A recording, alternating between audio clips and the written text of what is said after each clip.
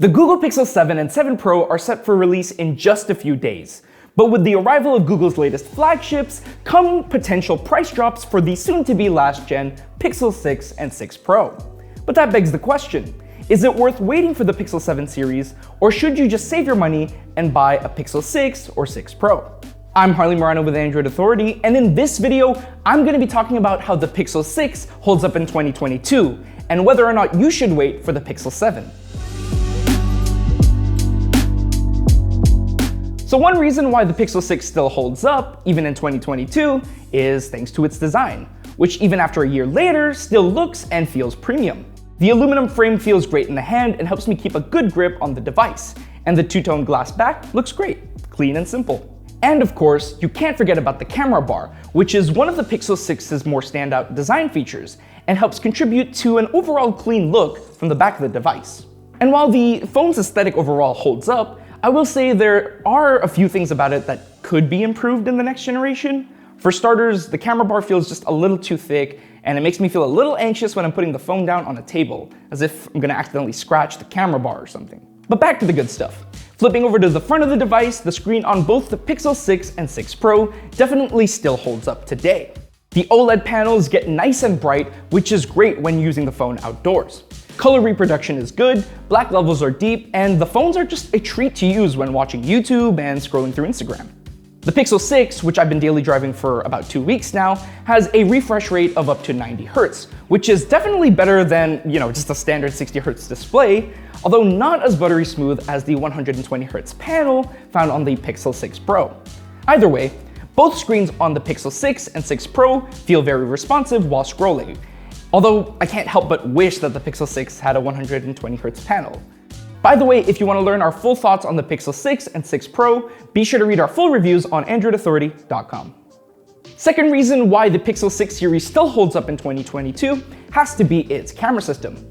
Both phones feature a 50 megapixel main camera and a 12 megapixel ultra-wide camera, while the Pixel 6 Pro includes an additional 48 megapixel telephoto shooter.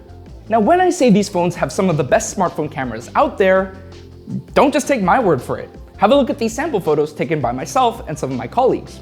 The camera systems on both phones do a great job of reproducing colors and have pretty good dynamic range. However, what really contributes to the high image quality is Google's powerful image processing, which also does a fine job in processing photos in a way that doesn't oversaturate or oversharpen your images. Google's night sight feature also makes the Pixel 6 and 6 Pro one of the best low-light smartphone cameras out there, as you can see from these photos. Additionally, Google's use of its in-house Tensor Silicon unlocks additional image processing features, such as Magic Eraser, which is really effective in removing photo bombers from the background of your photos. Another reason why the Pixel 6 series is still the way to go in 2022 has to be thanks to Pixel UI. Now sure, you're gonna get Pixel UI on the 7 series, but consider the fact that when the Pixel 7 and 7 Pro are released, the Pixel 6 and 6 Pro will drop in price. And if you want a great Android device without having to shell out too much cash, then the Pixel 6 is going to provide the same stock Android-like experience, but for less. You don't get the unnecessary bloatware that you'd find on, let's say, a Samsung Galaxy device. However, you do get some Pixel-exclusive features that are actually useful. For example, call screening allows the Google Assistant to answer a call on your behalf so that you don't have to talk to, let's say, like a telemarketer or a scammer. And for someone like me, who gets scam calls every day, this feature has been quite a time saver. Other Pixel exclusive features that I found useful include Hold for Me, which allows the Google Assistant to wait on hold during a call and then notify you when a representative is present. Then there's also the Recorder app, which can automatically and accurately transcribe your voice notes, which is useful for lectures, interviews, or just personal note-taking. While the Pixel 6 certainly holds up a year later, there are two key reasons why you may want to just wait for the Pixel 7. The first reason being the fingerprint sensor. When the Pixel 6 and 6 Pro first came out, it wasn't long until people started complaining about how slow and unreliable the in-screen fingerprint sensor performed. Our team even had varying thoughts about the fingerprint sensor's performance, ranging from, it's alright, to this is the most aggravating thing I have ever used. Now, Google is aware of the issue and even claimed that the slow performance was due to the company's security algorithms. But no one's really gonna care when there are other phones with faster fingerprint sensors on them. After using the Pixel 6 as my daily driver, I found that the fingerprint sensor was quite slow in reading my print.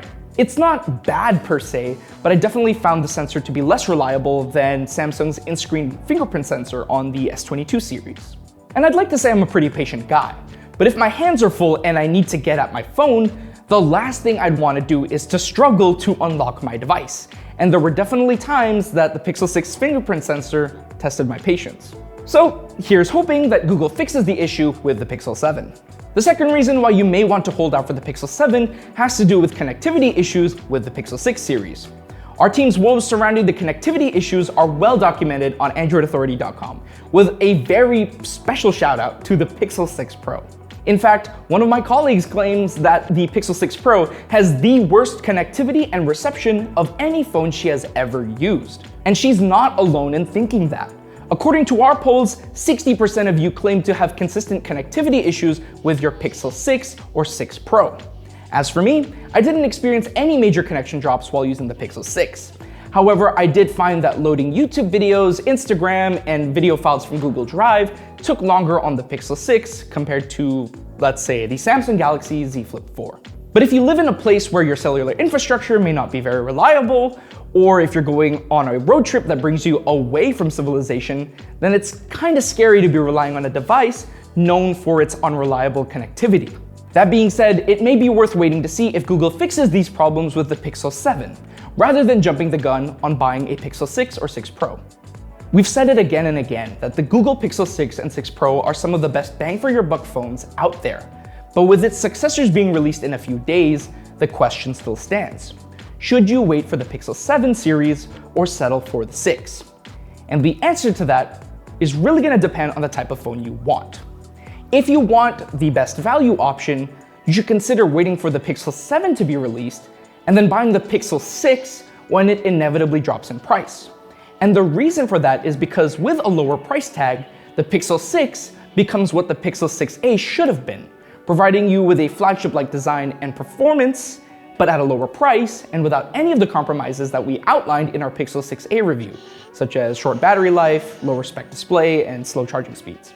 But if you're willing to pay the full price of the Pixel 6 and don't want to deal with quirks like the unreliable fingerprint sensor, then yeah, just wait for the Pixel 7, which will hopefully show some improvements. Now, if you're looking to get the best of the best, i.e. the Pro model with the biggest screen and complete camera system, then just wait for the Pixel 7 Pro to come out, which will hopefully fix the connectivity issues and unreliable fingerprint sensor, which we observed with the 6 Pro. But I'm curious, what do you think about the Pixel 6 in 2022? Does it hold up? Do you own one? Are you thinking of buying a Pixel 7 or Pixel 6? Let us know in the comments down below. And while you're down there, don't forget to like this video, subscribe, and hit the bell icon to be notified of when we upload next. For all the latest and greatest in tech, be sure to visit us at AndroidAuthority.com. I'm Harley, and I will see you in the next video.